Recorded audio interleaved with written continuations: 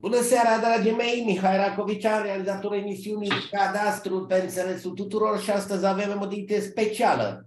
Din mai multe motive. În primul rând, le spun la toți cei care poartă numele Mihai și Gabriela și Gabriel și Mihaela, mulți ani sănătoși, multă putere de muncă, înțelepciune și să-și iubească țara, că nu este o rușine.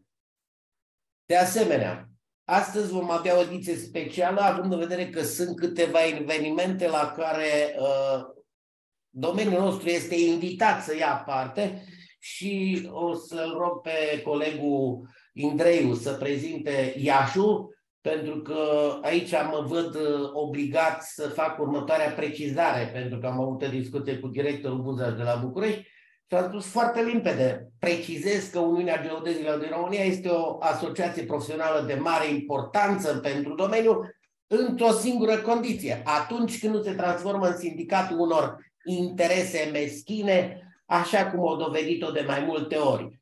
Este absolut utilă, e necesară, în care toți profesioniștii care doresc să se asocieze, să se prezinte la manifestările lor, îi îndemn din tot sufletul să se ducă, pentru că e un mare câștig. Însă să aibă grijă de la cine învață, că dacă nu fac ce trebuie, e o pierdere de vreme. Sper să se gândească foarte bine și să înțeleagă foarte bine, pentru că noi, pe vremea când lucram la Radio România, l-am transmis celor din UGR un parteneriat care se zace și acum pentru a colabora, a coordona și a conduce împreună aceste emisiuni. Refuzul pe care l-am primit din partea profesorului Păunescu, ca să spunem clar, care l-a trimis la nu știu cine, ce departament, n-au reacționat, că n-au interesul să știe românul ce trebuie să știe. Este opinia mea și vreau să știe foarte bine. Eu nu sunt dușmanul nimănui. Eu sunt dușmanul răului. Și ca atare îi invit cu mare respect pe toți geodezii: mergeți și puneți mâna pe carte. Citându-l pe un contemporan, fost prim-ministru, cititul n-a omorât pe nimeni. Și parafrazez și spun: important e să înțelegi ce citești. Și în seara aceasta, pe lângă mine, și eu, un Mihai, vreau să vă prezint prietenii mei veșnici și contemporanii voștri, care totdeauna v-au adus vești deosebite, și vă garantez că și în seara asta vom avea o discuție mai specială, fiind o zi de sărbătoare pentru națiunea ortodoxă din România, pe care îi respectăm cu mare drag și le mulțumesc, mai ales că, sincer vorbind, la ora 7 preotul Tofană, și vreau să vă citesc ce mi-a transmis, că e foarte important să înțeleagă lumea că noi colaborăm cu absolut toți cei care doresc să aibă o inimă bună de români.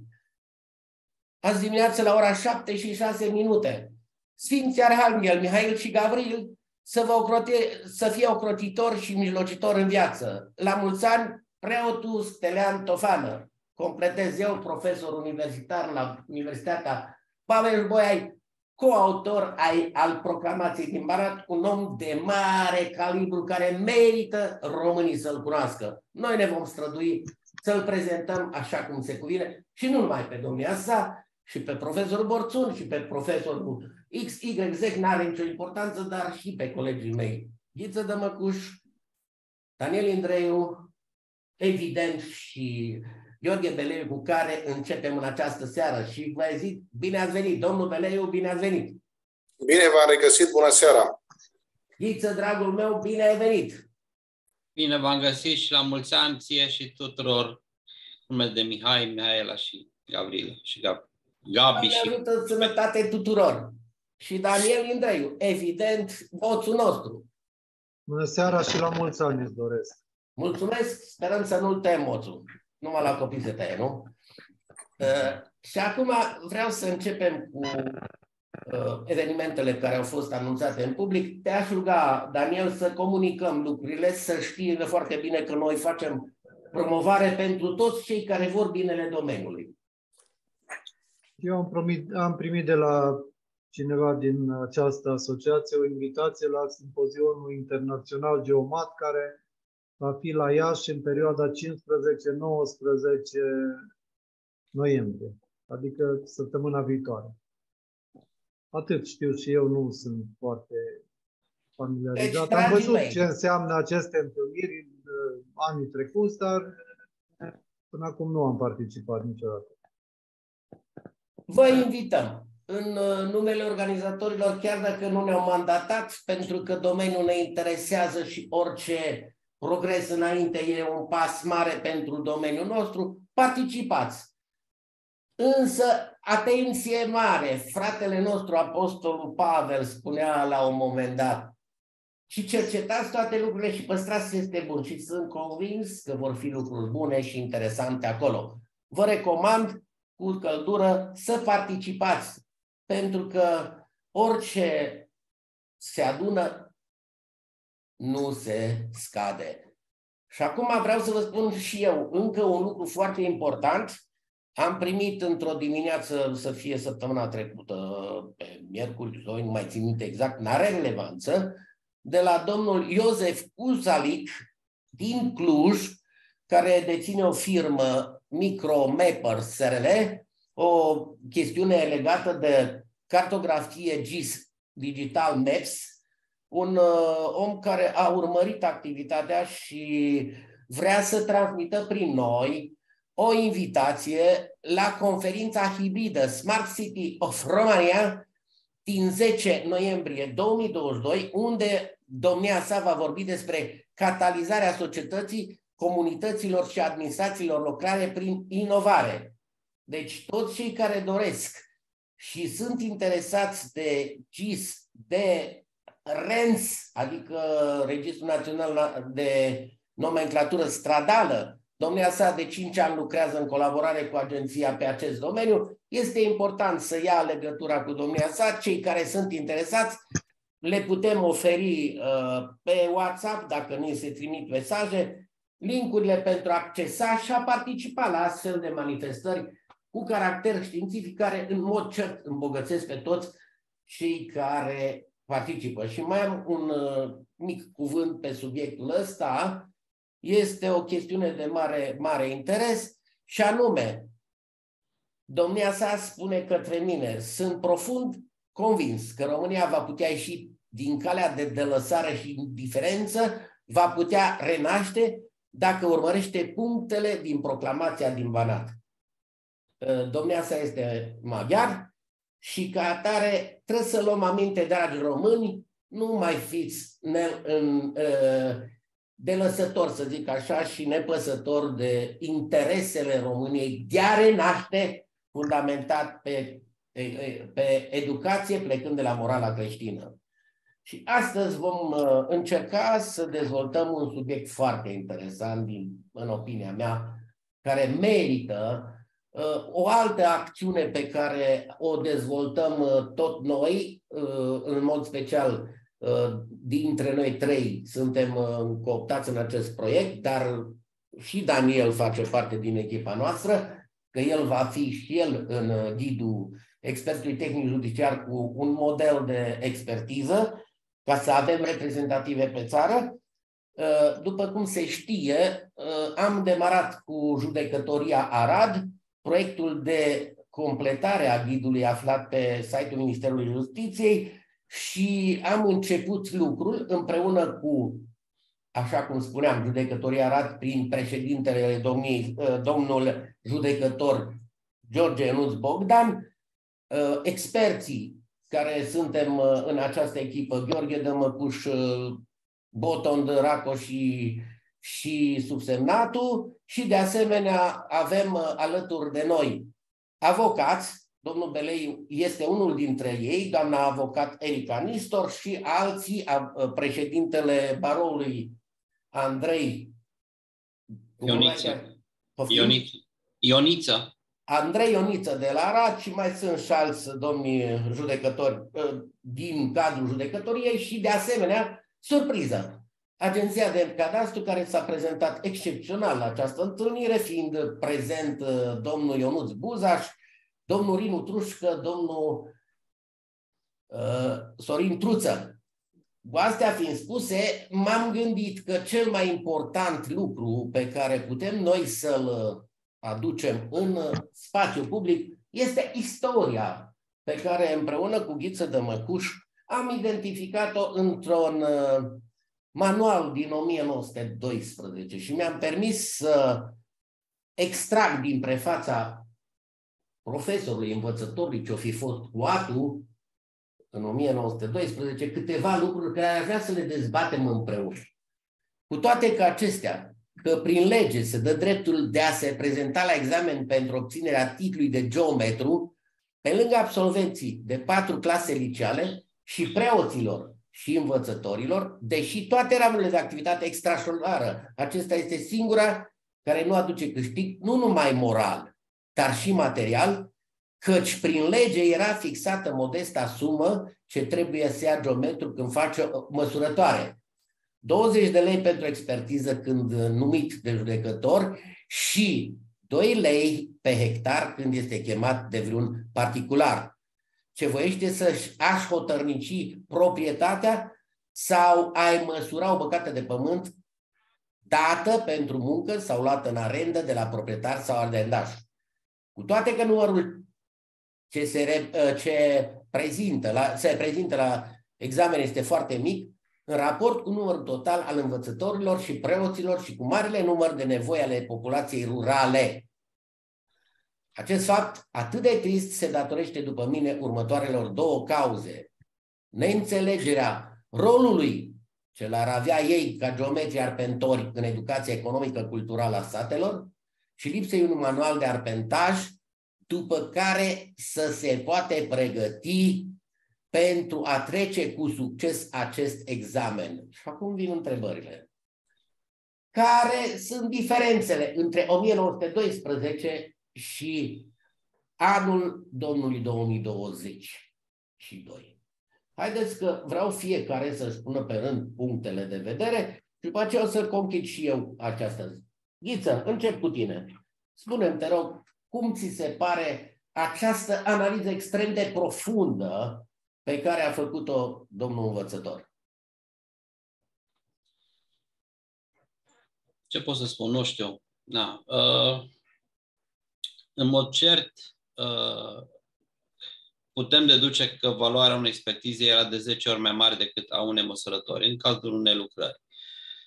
Cât valora atunci 1 leu sau 20 de lei sau 2 lei sau 20 de lei, se poate aici calcula. Vreau să-ți spun o chestiune. Nu cred că trebuie să ne rezumăm la bani. Părerea mea este puțin de tot altfel și aici foarte bine ai punctat. Vreau să spun că profesionalismul unui expert trebuie să fie de 10 ori mai mare decât a unei persoane fizice autorizate. Da, ai spus bine. Nu neapărat numai renumerație. Și profesionismul cu care nu trebuie să fie de 10 ori mai mare. Sau ar trebui să fie. Probabil că astăzi singurul lucru care face diferența este doar tehnologia. Rapiditatea cu care facem măsurători, prelucrarea datelor, raportarea punctelor, editarea planșelor, atât. Fiindcă munca tot aia este. Față de atunci, în schimb, cred că este de 10 ori mai complicată identificarea. Adică acești 100 de ani de carte funciară sau de istorie a proprietății românești prin care a trecut românii, care a fost scrisă în evidență sau nu. Aici este diferența. Ei măsurau mai greu, noi avem de cântărit mai multă legislație în urmă. Domnul Beleiu, ce părere aveți dumneavoastră despre analiza care a făcut-o profesorul în 1912? Este o similitudine în perioadă sau nu?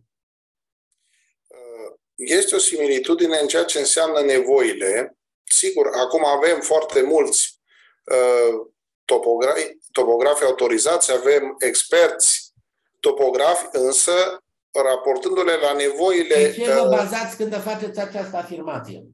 Că avem foarte mulți. Foarte mulți raportat la acea perioadă. Da, aici mă refer. Da, poate fi, dar să știți că nu sunt mulți.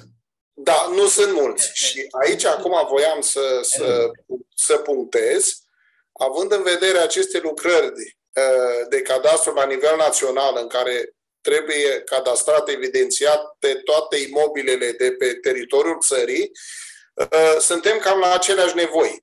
Și acum avem nevoie, ca și atunci, de profesioniști, de cât mai mulți profesioniști în vederea realizării acestor lucrări. Pentru că ceea ce se întâmplă în momentul de față, sigur, sunt lucrări de succes în multe localități, dar pe de altă parte sunt localități unde sunt cadastrate la nivel heirupist și vedem ce se întâmplă. Și acolo, sigur, nu trebuie să ne ascundem. Există lipsă de interes, lipsă de profesionalism și rezultatele sunt dezastroase. Și acum identificăm cam aceleași nevoi, raportându-ne la ceea ce înseamnă cadastrul general și cadastrarea în tuturor imobililor de pe teritoriul țării. Domnul avocat, vreau să vă pun o întrebare. De ce se urmărește a nu fi înțeles rolul pe care îl au specialiștii din domeniul cadastrului în economia culturală a României? Parafrazând ceea ce a identificat acel individ în 1912. Dumneavoastră sunteți observator, deci nu sunteți din domeniul nostru, dar sunteți și beneficiarul acțiunilor noastre și puteți să ne faceți o analiză critică corectă. Cu privire la ce anume? Adică fiți mai expliciți. Rolul pe care îl are acest specialist. Păi, mai devreme făceam referire la cadastrarea generală și nu numai, chiar și la expertizele judiciare. Rolul este, până la urmă, determinant în clarificarea, înscrierea și, sigur, în final, înființarea cărților funciare pentru imobile. Deci, rolul este cât se poate de clar, de evident și de netăgăduit. Deci, aici profesionalismul și buna credință a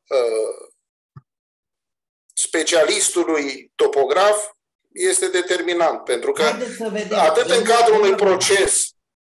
cadrul unui proces în care ai nevoie de o expertiză unde trebuie clarificate, limpezite și anumite aspecte care au dus la acel litigiu, cât și în cadrul nelitigios în vederea înscrierii în cartea funciară a imobililor. În ambele cazuri este nevoie de profesionalism, în special de profesionalism și bună credință. Domnul avocat, nu te las până nu mă edifici, că nu m-ai făcut să înțeleg. De ce rolul nostru este minimizat de foarte mulți? Și să dau exemplu ca să înțelegi. Din 1996 există în lege un centru de perfecționare prevăzut în legea 7 a cadastrului pentru ca noi să învățăm ceea ce facem. Apoi, perioade lungi, prețurile au fost substandardizate și promovate în ură împotriva profesionaliștilor. Mai mult, în perioada asta, tot post-decembristă, de când s-a început înregistrarea sistematică, circulau 5 specii de specificații tehnice pentru același lucru. De ce? Astea nu sunt motive să credem că nu s-a înțeles rolul specialiștilor. De ce noi, ca specialiști care am trecut pe acolo, niciodată nu suntem întrebați? De ce? Care e motivul? Care este chintesența acestei delăsări? Aici eu văd două aspecte și vreau să nu fiu luat cu rea intenție sau cu... Vă luăm așa cum trebuie, domnul avocat. Că acuz o parte sau alta. În primul rând, delăsarea și lipsa de interes o vedem la modul general din partea reprezentanților instituțiilor statelor pe diferite domenii de activitate, nu numai pe acest domeniu. Pe de altă parte, probabil a fost și o delăsare a acestei bresle cu privire la activitate și la importanța acestei activități tehnice. Și una cu alta au dus unde au dus. Pe de altă parte, nici beneficiarul final a lucrărilor n-a avut un interes foarte mare și nu a dat o importanță foarte mare acestui fapt.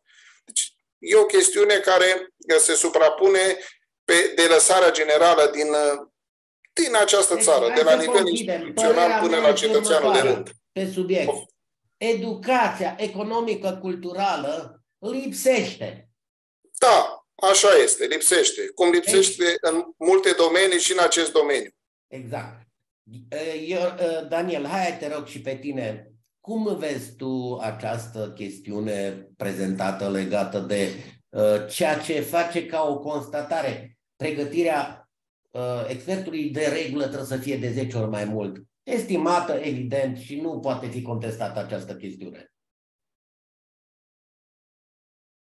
Noi am discutat de-a lungul timpului acest aspect legat de pregătirea continuă și de nenumărate ori am avut acest subiect în cadrul emisiunilor de la radio, în perioada în care se realizau aceste emisiuni și ulterior am avut numeroase luări de poziție pe această temă. Dar eu cred că nu se dă importanța cuvenită acestui aspect și se preferă așa ca fiecare să facă așa cum crede. Vezi chiar cazul recent cu privire la tarife, pentru că și ăsta este tot un exemplu legat de faptul că nu există comunicare și nu se lucrează într-un mod organizat. Eu cred că pregătirea asta continuă la care faci referire ar elimina și asemenea sincope în modul în care se elaborează legislația. Pentru că, până la urmă, acest lucru s-a întâmplat. Eu nu cred că s-a întâmplat altceva. Și, repet, o pregătire continuă ar duce numai la progres în tot ceea ce ține de acest domeniu. Dar voiam să fac o mică remarcă cu privire la ceea ce ai întrebat mai înainte despre ceea ce spunea persoana respectivă în anul 1912, parcă, și eu am studiat, am vrut să văd ce s-a întâmplat în perioada respectivă, m-am uitat pe acolo unde am găsit în cărți și pe internet mai mult am găsit asemenea lucruri cu istoria din perioada respectivă, practic după anul 1869, când a început transformarea cărților funciare de pe teritoriul Transilvaniei. Noi am mai discutat în emisiune de regulament în baza căreia s-a început această procedură și a fost foarte mare lucru, zic eu, la vremea respectivă. Așa cum spunea și Ghiță, mijloacele tehnice erau incomparabil mai mici ca în prezent. Eu zic că totuși s-a făcut un lucru foarte mare. Sigur că au existat numeroase și există și în prezent numeroase discuții cu privire la modul în care a fost întocmită evidența respectivă, dar eu zic că cu mijloacele de la vremea respectivă a fost un mare pas înainte totuși. Chiar dacă acum, repet, apar fel și fel de discuții cum că de fapt mai rău ne încurcă această evidență. Eu cred că la vremea respectivă era un lucru foarte mare ceea ce s-a realizat. Absolut, nu putem comenta și nu putem contesta, dar nu se înțelege limita până unde merge acest ajutor. Și iată că putem spune că lipsa de unui manual de arpentaj, după care să se pregătească oamenii pentru care a trece un succes, un examen. Iată că ghidul nostru poate fi trecut în categoria ghidului manual și dacă îl facem foarte bine, îl fundamentăm foarte concret, foarte corect, în sensul în care vor înțelege că în acest manual trebuie să spună avocații ce rol au avocații în societate și după aceea să se ducă spre problemele civile în ceea ce privește acțiunile de instanță, atunci va fi într-adevăr înțeles. Iar dacă nu vor înțelege să prezinte sub forma aceasta, vom ajunge la următoarea chestiune de comunicare. Comunicarea lapidară, comunicarea concisă, în multe situații este unidirecțională. Și știți unde poate fi folosită? Doar între profesioniști de aceeași breaslă. Comunicarea concisă, în cazul instanțelor unde sunt judecători care au o anumită pregătire, oameni care sunt părți în proces, care nu înțeleg nimic, evident că nu ajută la nimic și nici nu va duce la dezlegarea pricinii. Deformează lucrurile. Și am să vă spun simplu, ca să explic că nu-mi place să nu fac să se înțeleagă, noi ca profesioniști ne dăm seama că unele chestiuni sunt balast. Dar noi trebuie să înțelegem că de fiecare dată când ne adresăm, nu ne adresăm acelor oameni. De fiecare dată s-ar putea să fim obosiți de ceea ce trebuie să repetăm. Sunt lucruri de psihologie care eu le-am studiat. De când eram director, tot le spuneam la angajații mei și le spuneam simplu, nu complicat. Dragii mei, știu că obosiți, se creează stereotipuri, că trebuie să dați un răspuns la oameni diferiți care trebuie să fie pe înțelesul tuturor. În momentul când tu simplifici lucrurile și vorbești unidirecțional, n-ai nici rezultate, ai și termene pierdute, ai și dorințele judecătorilor să-ți dea cu dosarul în cap, că nu înțelege nimic după 2 ore de studiu. Este un punct de vedere, dar hai să mergem puțin mai departe, pentru că este foarte important să vedem ce s-a întâmplat în istorie. Și îl cităm din nou pe domnul Coutu. Foarte interesant. Câți săteni dintre cei care cunoaștem își au proprietățile de pământ hotărnicite de ingineri hotarnici, autorizați de tribunale, avându-și fiecare în regulă planul bucăților lor de pământ, cu declarațiile vecinilor bucăților de recunoaștere a hotarelor, pentru că atunci când îi se va distruge vreun hotar, să poată proba cu el distrugerea înaintea instanței. Iar când își va vinde-o, să spună hotărât cât vinde, nu ca azi. Vând cu adausul sau scăderea ce se va găsi. Cum e, Diță? Îți place cum sună textul? Foarte tare. Nu ne-am schimbat cu nimic față de atunci. Haideți să vedem, Diță, dragă, asta e cadoul tău pentru mine, pentru simplu motiv că mi-ai pus la dispoziție această carte și noi va trebui... Am citit textul ăsta doamnei președinte, fosta președintă a Curții de Apel, și a zis, excepțional, ăsta trebuie să-l băgați în ghid. Deci, chestiunea să fie limpede. Lucrul ăsta trebuie să-l traducem în limbaj românesc actual. Iată, Daniele, că aici găsești faptul care este diferența între cartea funciară veche și ceea ce trebuie să realizăm noi. De-aia m-am gândit cu Ghiță și amândoi ne-am sfătuit că suntem obligați să nu renunțăm la procesul verbal, ci să-l explicităm. Și am să te rog pe tine, Ghiță, cum ai gândit tu? Noi propunând ca la prima înregistrare să se facă acest proces verbal care nu se schimbă decât cu acte, documentații, și ca să nu blocăm procesul, deși, din punctul meu de vedere, compromisurile se transformă în reguli. Haide, Ghiță, spune. De principiu, dacă la prima înregistrare ar exista procesul de vecinătate, să existe ca acel imobil cu poziție certă.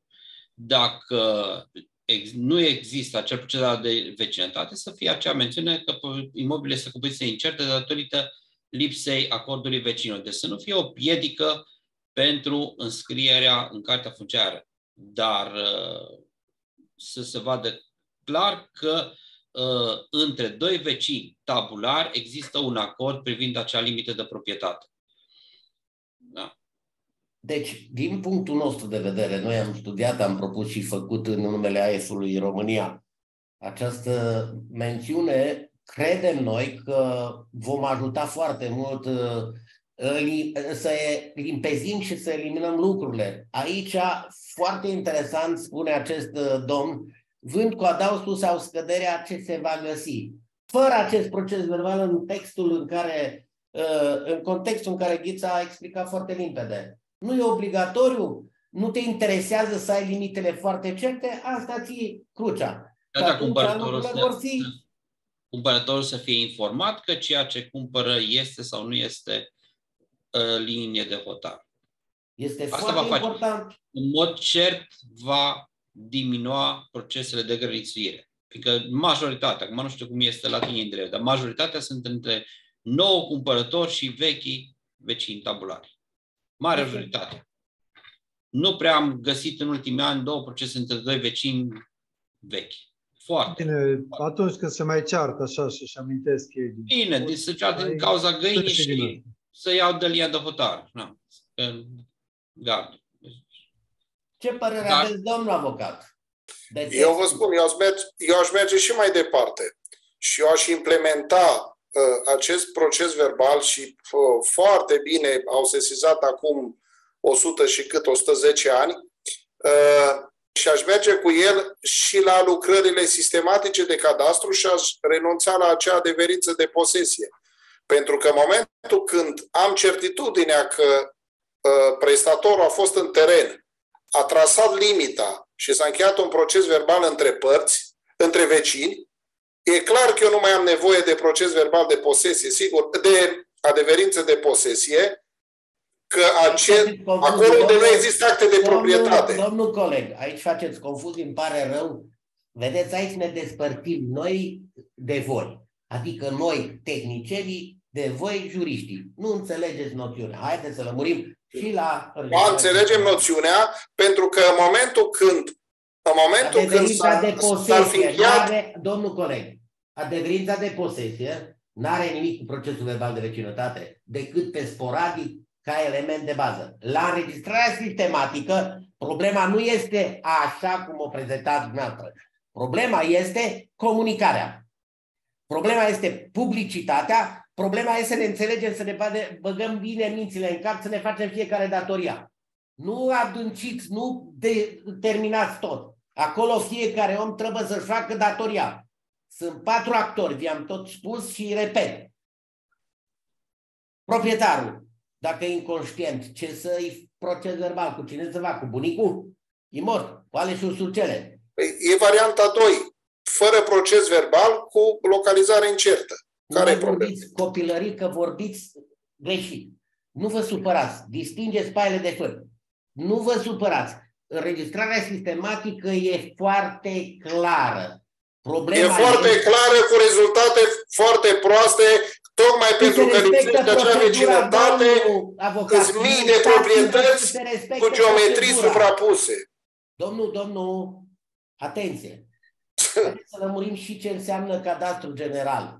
Înseamnă să ștergi cu buretele tot și să reînregistrezi pe cine găsești la fața locului. Luptați-vă, atenție, să se facă măsurători, să se facă publicitate și după aceea verificați ce iasă. Determinați firmele să înțeleagă că neefectuarea măsurătorilor, nu dați din cap, ascultați ce vă spun, indiferent ce îmi spuneți, nu mă interesează.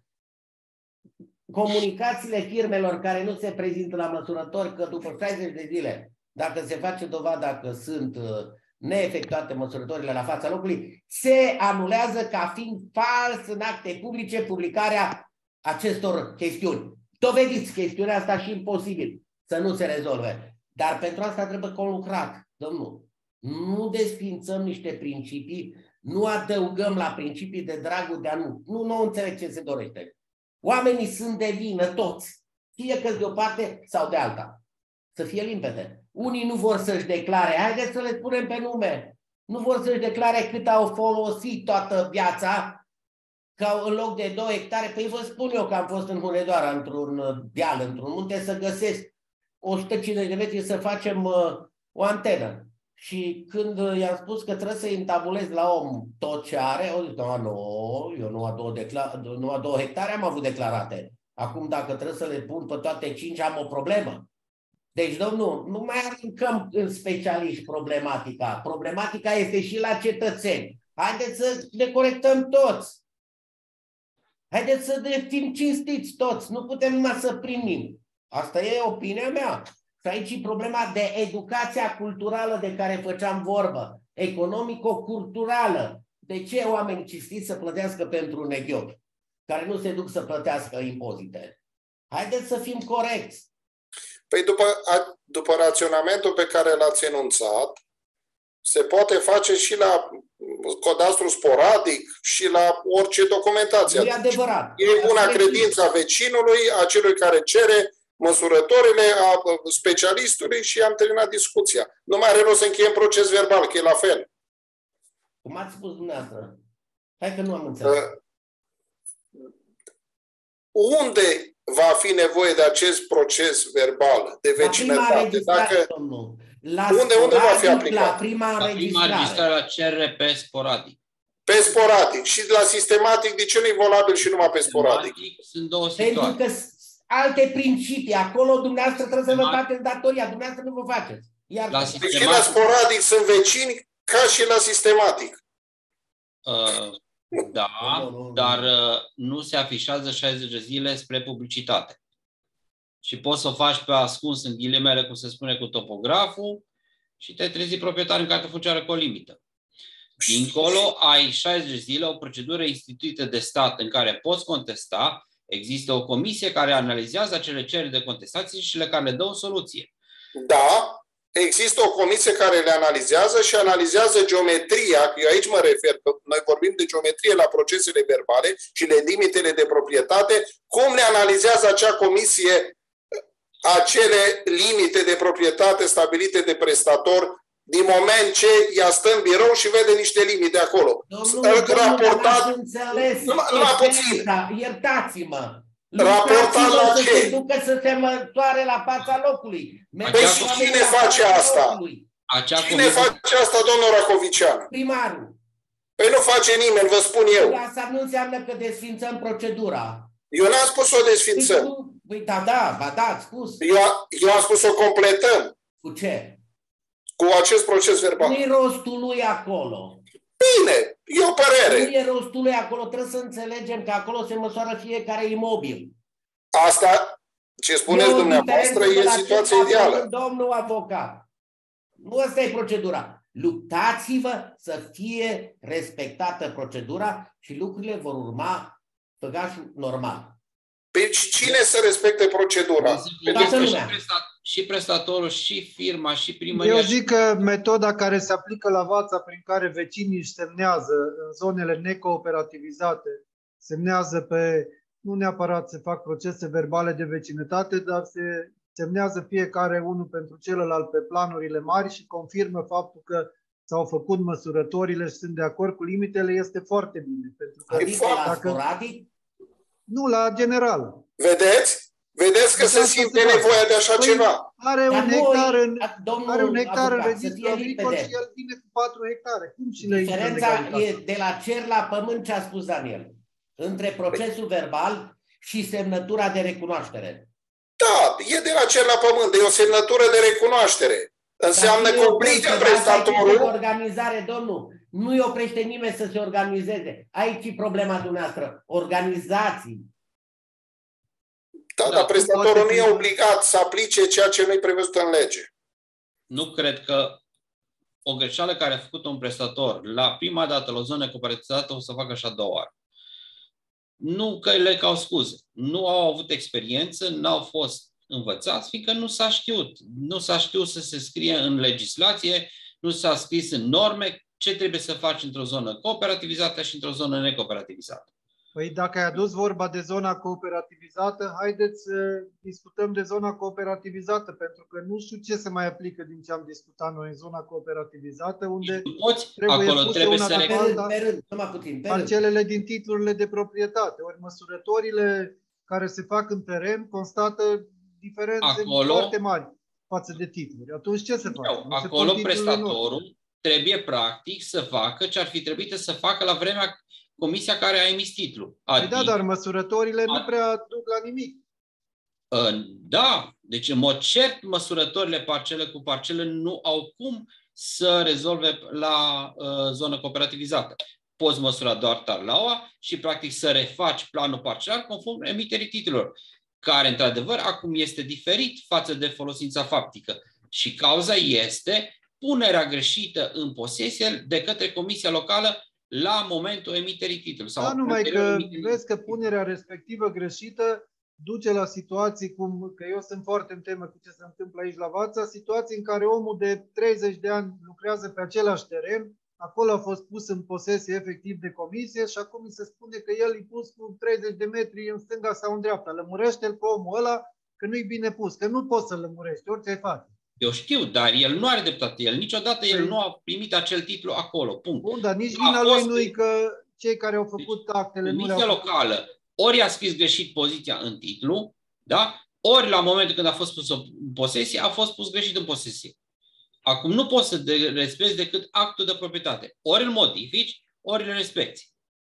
Nu ai altă variantă. Asta este o consecință, domnul avocat, a proastei organizări, plecată din 1990 încoace. Pentru că, deși au existat de la Ministerul Agriculturii norme, modul cum se rezolvă o tarla, că trebuie măsurat, că trebuie pichetat, că trebuie pus, nimeni nu și-a făcut datoria. Acum noi care... Știi ce discutăm noi acum? Aceeași problemă care au avut-o în primul text care l-ai citit. Lipsa specialiștilor. Când și atunci, în 1912, s-au văzut nevoiți să ia cu popă, cu tot cine are un pic de studii și cunoaște un pic de algebră sau ce ai nevoie, îl cooptezi și hai să facem măsurători. Este același heirupism. Asta înseamnă că nici atunci, nici acum statul nu a avut o politică față de proprietate. Asta e consecința. Domnul avocat, noi la Radio România, când lucram în 2015, am lansat o propunere și aici vreau să mă înțelegeți. Dumneavoastră sunteți un om excepțional. Sunteți un sufletist care merită tot respectul pentru modul cum abordați anumite lucruri. Unele le duceți prea mult în extremă. Am propus ca toate universitățile din România care derulează activități, adică pregătire pe probleme de măsurători și cadastru, să primească câte un sector cadastral, să atragă studenții, să învețe cum trebuie să se lucreze. Întrebarea mea este, cine plătește nesimțirea celor care n-au catadixit să facă acest gest?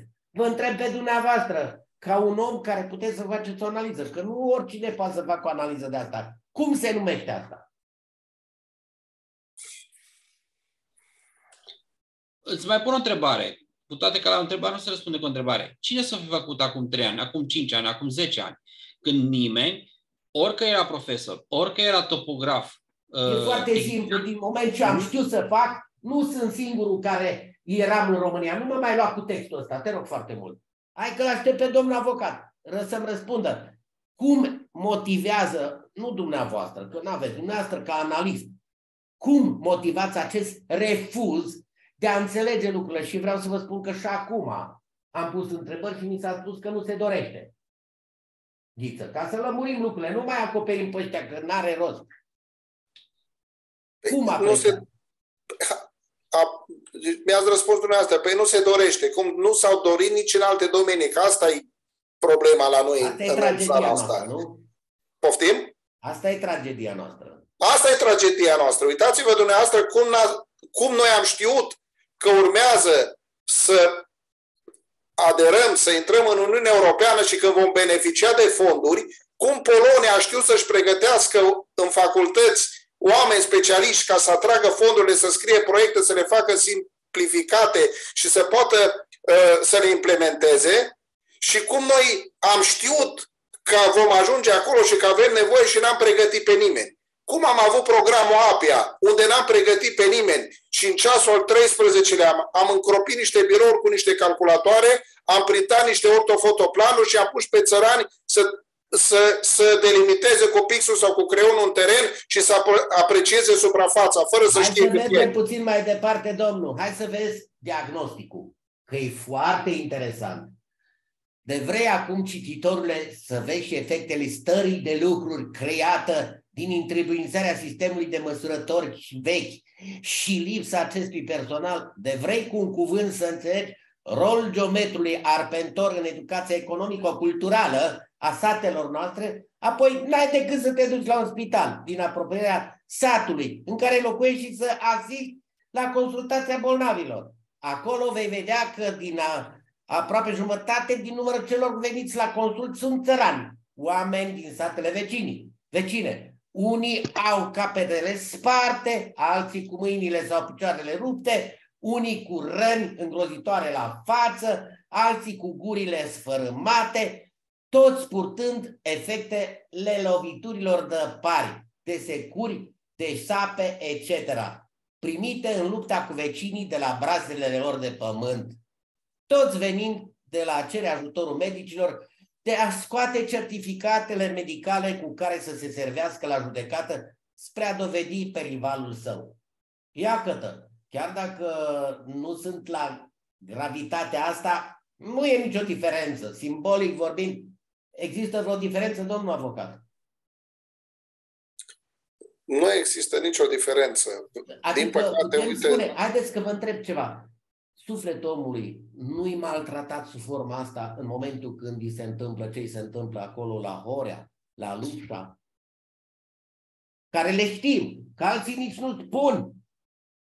Da, e sufletul omului, să știți, ei îi cunosc pe acești oameni, discut cu ei de atâția ani de zile, încerc să-i ajut, însă de data aceasta, sigur că acolo spune mai departe de cei care aveau interese cu privire la aceste suprafețe de teren, ei și acum e așa. Dar pe de altă parte ne întrebăm unde sunt reprezentanții instituțiilor statului. Și atunci ca și acum. Sau și acum ca și atunci.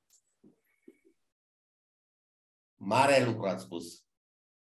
Cum îi, Daniele, există o chestiune legată de maltratarea sufletului țăranului român? Am asistat la o ședință de lucru pe care mi-ai transmis-o de la Vața și am văzut acolo niște lucruri foarte interesante. Cum apreciezi tu acțiunea comparată? Pentru că putem să facem această comparare între 1912 și 2022 Vața de jos.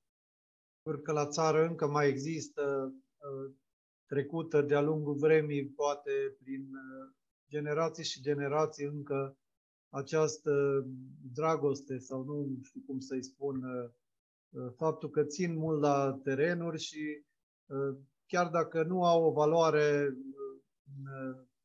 exact ce spuneai și tu mai înainte din punct de vedere financiar, valoarea este morală și nu vor să renunțe la ele. Deci încă mai există la țară, mai ales la cei mai în vârstă. La cei mai tineri, din păcate, mai puțin, pentru că asta este societatea noastră, nu e cazul... Adică educația, vorbim de educație, că aici vorbește de educație. Nu e cazul să insist eu asupra acestui subiect, dar eu vreau să spun, pentru că spunea acolo de maltratare și de bătăi și de nu știu ce, că până la urmă era vorba de conflictele dintre proprietari.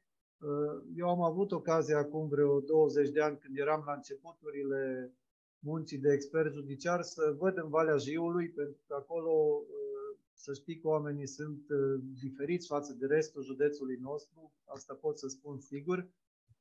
Am avut ocazia să văd și alergături cu topoare unul după altul la fața locului, am avut ocazia să văd și bătăi, deci am trecut atunci la început prin multe. Într-adevăr, în ultimii ani parcă nu mai există, lumea s-a mai schimbat, au murit poate o parte din cei din generația care avea asemenea concepții că prin forță își rezolvă litigiile, dar cred că încă mai sunt pe acolo câte unul altul și în prezent care ar avea aceeași abordare. Dar, repet, eu am trecut atunci prin niște momente că îmi venea să mă și las, că am văzut ce pericole sunt.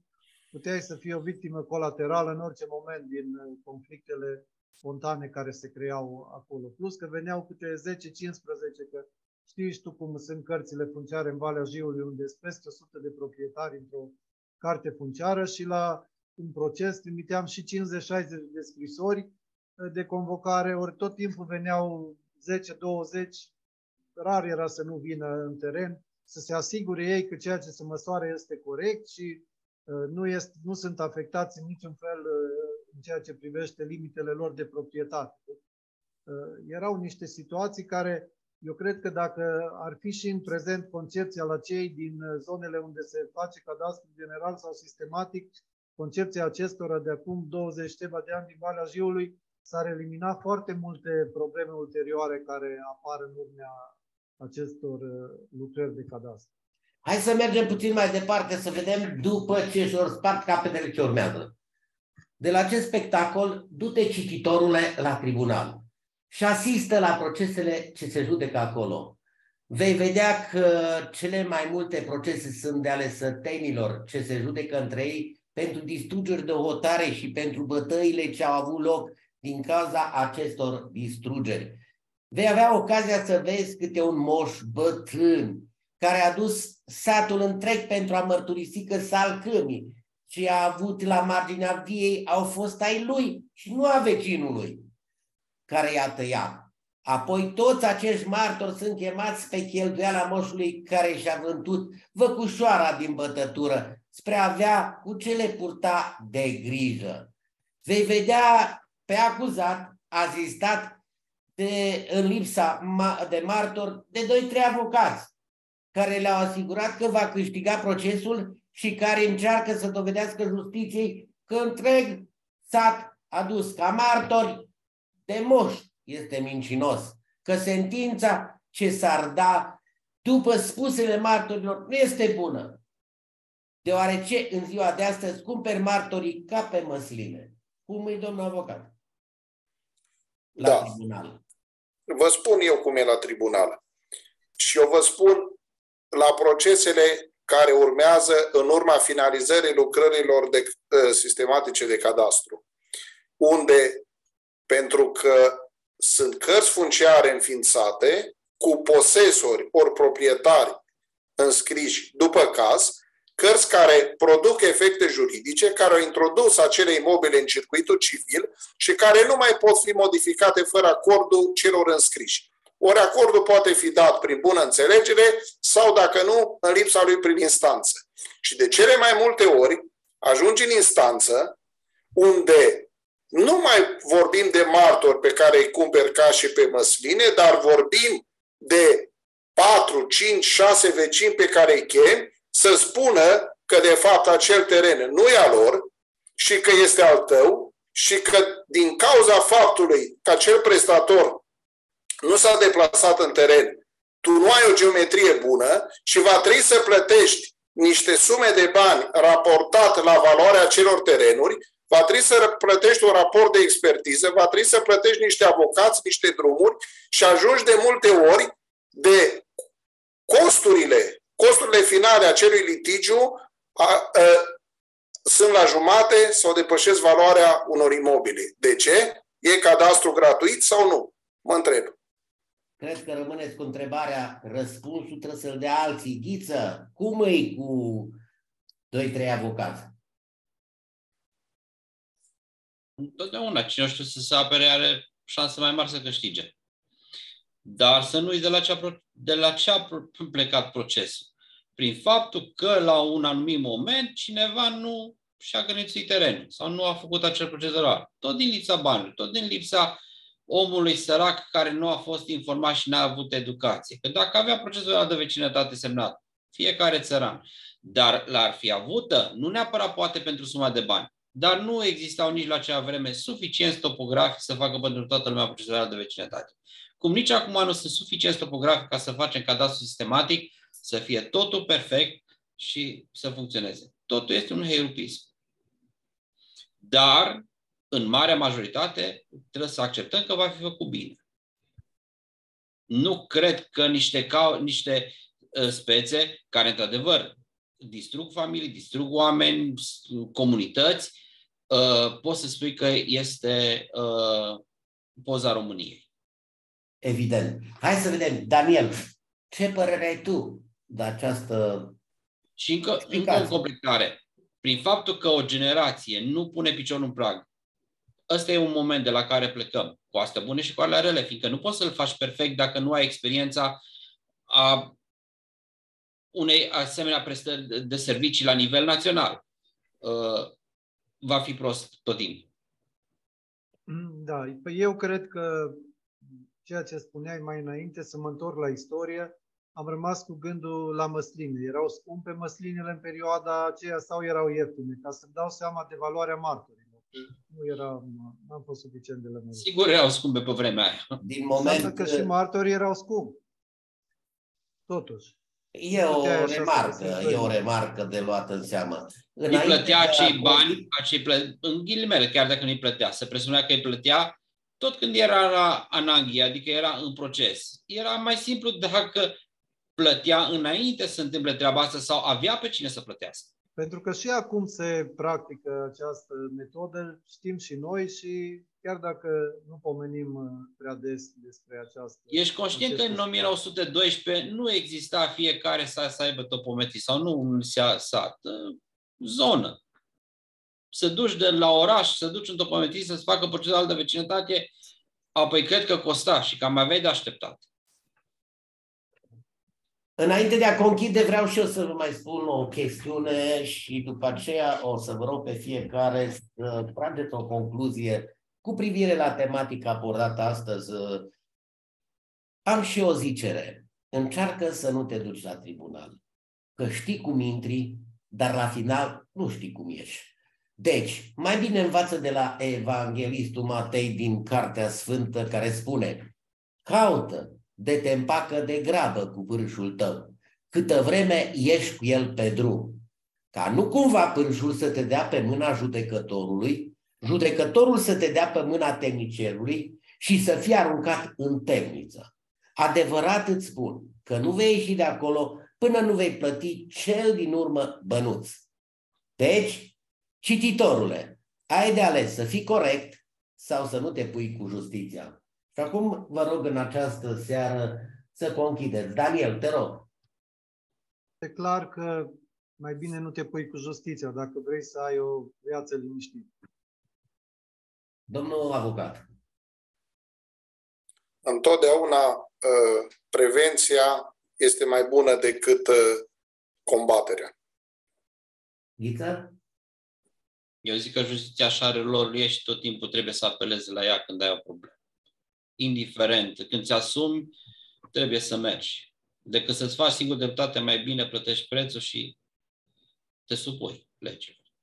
Evident că așa ne învață Sfânta Carte, că adevărat îți spun că nu vei ieși de acolo până nu vei plăti ultimul bănuț datornicului tău.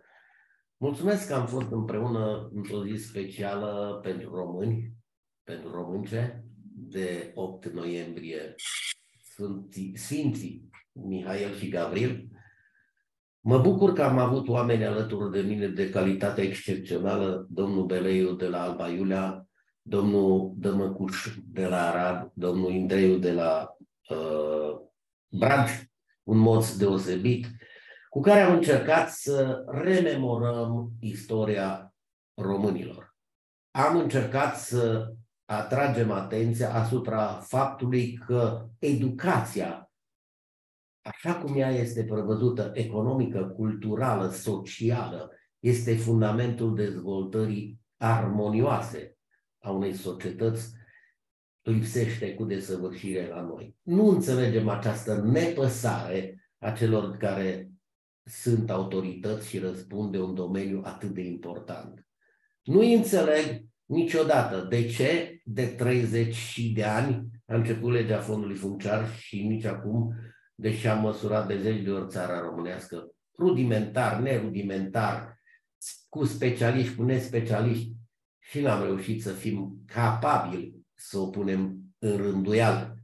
Nu știm să ne prețuim aproapele, nu știm să ne respectăm, nu știm să rezolvăm problemele. Căutăm cum să nu rezolvăm. Avem o mare tară, dar trebuie să o rezolvăm. Nu o rezolvă alții. Nu le pasă de noi, de români. De aceea cred că semnalul pe care l-am tras noi prin proclamația din Banat a fost acela să resetăm societatea românească împreună. Fie că suntem români din țară sau din străinătate și să devenim o binecuvântare pentru țara noastră. Doamne, dă-ne multă înțelepciune, putere de muncă și iartă-ne că de multe ori te-am supărat pe nedrept. Doamne ajută și binecuvântează România și pe toți românii, oriunde ar fi, orice ar face, și dă-ne înțelepciune. Să ne auzim sănătoși.